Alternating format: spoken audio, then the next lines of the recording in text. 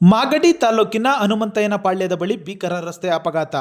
ಸಾತನೂರು ಗ್ರಾಮಕ್ಕೆ ಹಬ್ಬಕ್ಕೆಂದು ಬೆಂಗಳೂರಿನಿಂದ ಬರುತ್ತಿದ್ದ ಶಿಫ್ಟ್ ಕಾರ್ನಲ್ಲಿದ್ದ ಯುವಕರು ವೆಂಕಟ್ ಪಬ್ಲಿಕ್ ಸ್ಕೂಲ್ ಮುಂಭಾಗದ ಬಳಿ ಹಂಸಿದ್ದ ಪರಿಣಾಮ ಬ್ರೇಕ್ ಹಿಡಿದಿದ್ದು ಹಿಂಬದಿಯಿಂದ ಬಂದ ಹುಲ್ಲು ತುಂಬುವ ಲಾರಿ ಡಿಕ್ಕಿ ಹೊಡೆದಿದೆ. ಡಿಕ್ಕಿ ಹೊಡೆದ ಪರಿಣಾಮ ವಾಹನವು ಪಲ್ಟಿ ಹೊಡೆದಿದೆ. ಯಾರಿಗೂ ಯಾವುದೇ ರೀತಿಯ ಅನಾಹುತ ಸಂಭವಿಸಿಲ್ಲ.